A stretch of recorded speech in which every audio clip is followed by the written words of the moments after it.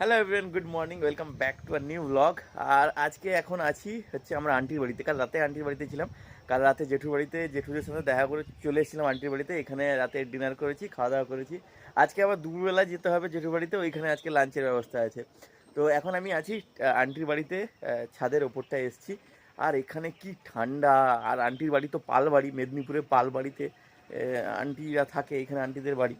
এখানে কি ঠান্ডা! কিন্তু কালকে জেঠুর বাড়ি গেছিলাম ওই যে বিবিগঞ্জে, ওখানে অতটা ঠান্ডা নেই, কিন্তু এখানে প্রচুর ঠান্ডা। আর কয়েক বছর আগে ধরুন এসেছিলাম আমরা এখানে, প্রায় 5-6 বছর আগে, তখন এই পালবাড়ি যেখানে আমরা আন্টির বাড়ি, সেখানে এই যে পেছনের অংশগুলো দেখছেন না, এখানে পুরোপুরি একদম সেই বালির ময়দান ছিল, পুরোপুরি মানে ঘর বাড়ি কিচ্ছু ছিল না। কিন্তু এইবার এসে একদম দেখছি পুরো পুরো পাল্টে গেছে। এখানে দেখুন কত বাড়ি হয়ে গেছে, এই পেছন পাশটা দেখুন, এই দিকটায় অনেকগুলো বাড়ি হয়ে গেছে। আগে যখন 5-6 বছর আগে এসেছিলাম কোনো কিছু ছিল না, পুরো পরিষ্কার একদম মাঠ ছিল, জঙ্গল হয়ে থাকতো এই জায়গাটা। কিন্তু এখন দেখুন আমার পেছনে কত বড় বড় সব বিল্ডিং হয়ে গেছে। আর ছাদের উপরে উঠে এসেছি কারণ কি একটু হালকা রোদ লাগছে এই জায়গাটা, এই যে হালকা রোদ আছে, তো সেই জন্য ছাদের উপরে উঠে এসেছি। আর এখানে প্রচুর ঠান্ডা লাগছে, আমাদের বাড়ির থেকেও এখানে ঠান্ডাটা বেশি। আর আমার বাবা খাওয়া দাওয়া করে এখন নিচে ওই কার্টুন ফাটুন এইসব দেখছে আর কি। আর আন্টিদের ছাদের উপরে এখানে আছে ঠাকুর ঘর, এই যে। আর চলুন একটু নিচে দেখি কে কী করছে। আর আমরা কালকে এখানে ঘুমিয়েছিলাম, এই যে এখানে এখানে আমি আর জামাইবাবু ঘুমিয়েছিলাম। আর বাকিরা নিচের রুমে ঘুমিয়েছিল। আন্টি এখন রান্না নিয়ে ব্যস্ত, আমরা সকালবেলা কী খাবো না খাবো সেসব নিয়ে। আর আমার বাবা কই? এই যে সে খাচ্ছে জল সকালবেলা। বাবা গুড মর্নিং বলে দাও দেখি, বাবা গুড মর্নিং বলে দাও না, এখন তার গুড মর্নিং বলো। হাওয়া আসছে না, প্রচুর ঠান্ডা হাওয়া আসছে, দেখতে দরজাটা চাপিয়ে দিই।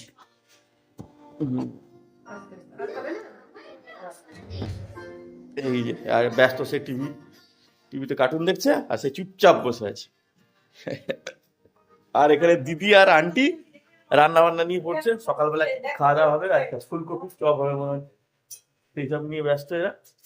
আর এখানে খাওয়া দাওয়া করে স্নান পান করে আবার যেতে হবে দুপুরবেলা জেঠুদের বাড়িতে, ওইখানে দুপুরে লাঞ্চ।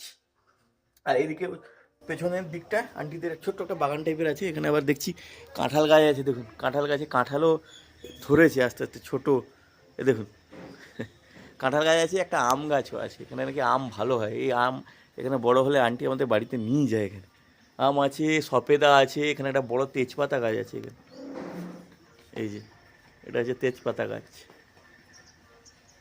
এই এখানে অনেকগুলো গাছ আছে, সপেদা গাছ আছে, সপেদাও হয়েছে দেখছি এক একটা করে।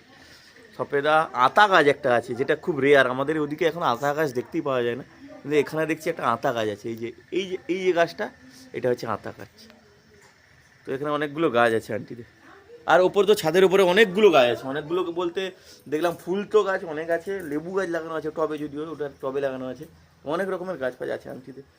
তো সবাই মিলে চলে এসেছে এই ছাদের উপরে, ছাদের উপরে খাওয়া দাওয়া হচ্ছে। এই যে আমার বাবা, বাবার মা সব চলে এসছে, দিদি জামাইবাবু ভাগ্নিরা সব আসছে আস্তে আস্তে, সবার মুড়ি থালা উপরে চলে এসছে। তো আজকে সকালবেলা দেখুন মুড়ি আছে, ফুলকপির চপ, মানে এক্ষুনি বাড়িতেই বানানো, শশা আছে, পেঁয়াজ আছে, এগুলো দিয়েই খাওয়া দাওয়া হচ্ছে। এখানে সুন্দর রোদ লাগছে এখানে দেখুন, তো রোদে বসে সুন্দর আমাদের খাওয়া দাওয়া হচ্ছে। আর এই আমাদের ঘরে বদমাসটাকে দেখুন, একবার এদিক একবার সেদিক।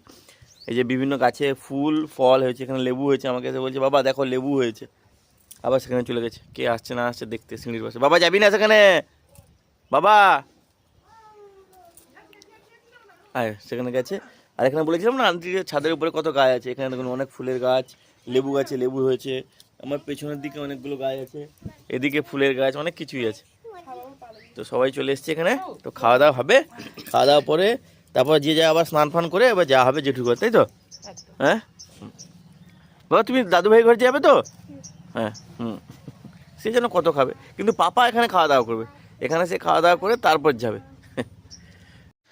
ঠান্ডা এত ভেতরটায়, তো কচু যে লাঞ্চ করছে দেখুন, সে লাঞ্চ করছে এই ছাদের উপরে এসে রোদে, তার স্নান ফান হয়ে গেছে, সঙ্গে আবার দুখানা বল।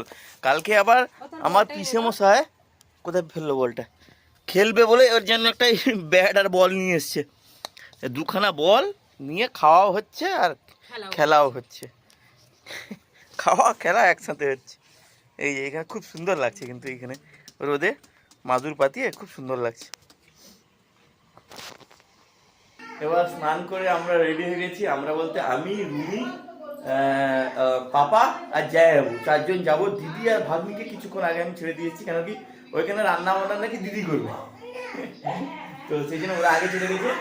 আর আমরা এখন যাচ্ছি, আন্টি বাড়িতে থাকবে, আন্টি যাবে না, আর ওরা নাকি আন্টিরা আজকে নিরামিষ খায়, তো সেই জন্য আন্টিরা যাবে না, আমরা যাবো। এই যে যাওয়ার আগে তার ড্রেসটা দেখুন, পুরো সান্টা ক্লজের মতো লালে লাল ড্রেস, এই যে বাবু বেরাচ্ছেন। হ্যাঁ,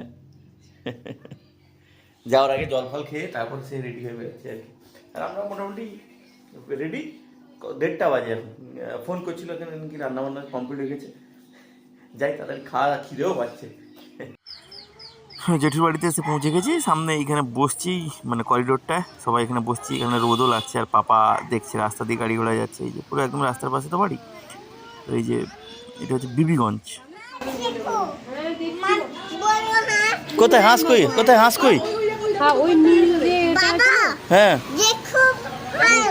কোথায় হাঁস? ও হ্যাঁ, ও সেইখানে একটা হাঁস আছে, এই যে এইখানে, এই যে নীল রঙের এটা পেছনে হাঁসের ঠোঁটটা দেখতে পাচ্ছি,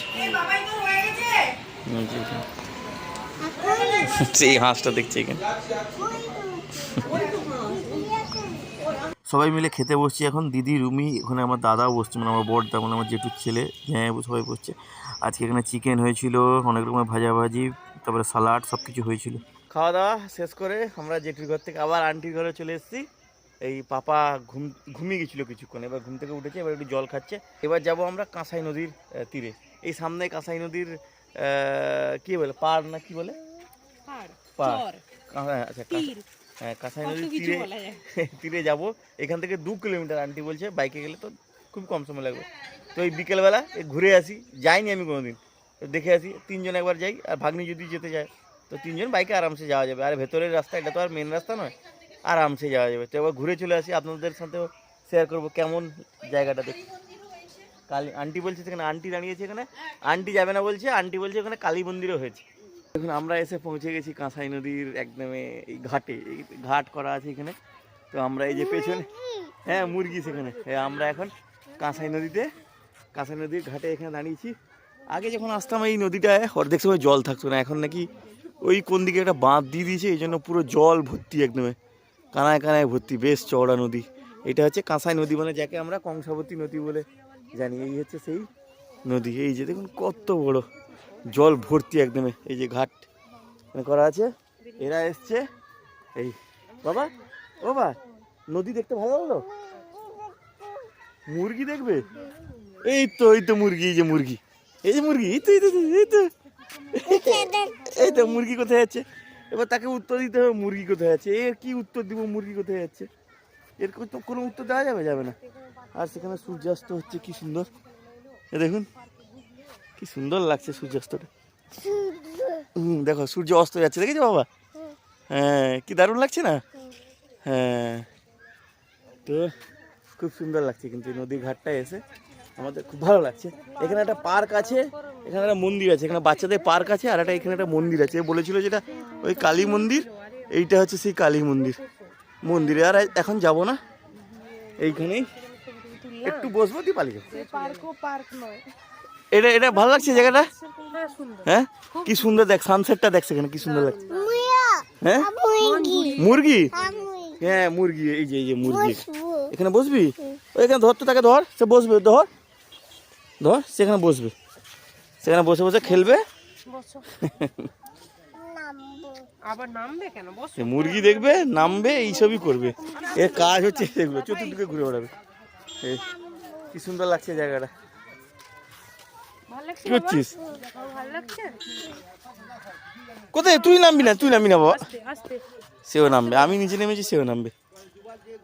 কি সুন্দর লাগছে সানসেটটা এখান থেকে, দারুণ লাগছে।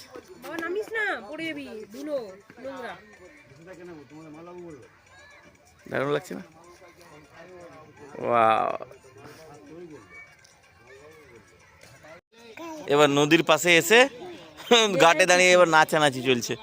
হ্যাঁ, এখানে অনেকগুলো ঘুড়ি ওড়াচ্ছে বাচ্চাগুলো, ওই দিকটা দেখছিলাম এক্ষুনি, নেমে গেছে মনে হয়। তো এখানে এই যে এখন বেশ মজা নিচ্ছে সে। কি হচ্ছে বাবা, এটা কি হচ্ছে? কি হচ্ছে এটা?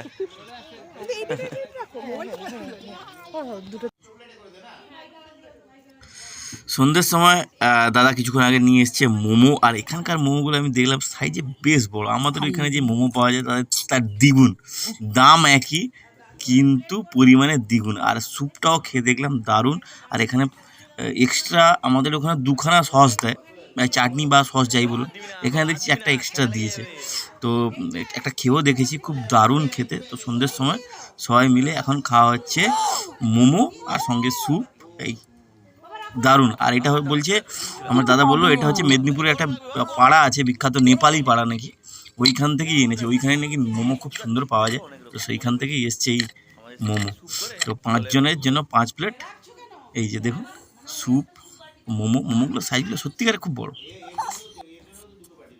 তো টিভিতে এখন চলছে ওই ইন্ডিয়ান আইডল, ওখানে ডালের মেহেন্দি এসছে, তার ওই যে সিগনেচার গানগুলো আছে ওইগুলো গাইছে, আর কচও তার তালে নাচা আরম্ভ করে দিয়েছে। বিকালে এন্টারটেনমেন্টের দায়িত্ব আমাদের কচও নিয়ে নিয়েছে। এই দেখুন, ও সারাটা দিন নেচে নেচে নেচে, আর এখানে আসার পর থেকে তো ওর মানে লাফালাফি বেড়ে গেছে। আর এখন পাপা ঘুমিয়ে গেছে জানেন তো, আর আমি তাকে ঘুম করাচ্ছি। আর নিচে এরা সবাই মিলে বসছে লুডো খেলতে। রাত প্রায় 11টা বাজে। এদের লুডো খেলা কখন শেষ হবে জানি না। এদের তো লুডো খেলতে বসলে এদের মানে টাইমের দিকে কোনো হুঁশ থাকে না। তো যাই হোক, আমি বসছি, পাপাকে একটু ঘুম করানোর চেষ্টা করছি। হ্যাঁ, বদমাসটা তো সহজে ঘুমাবে না, না?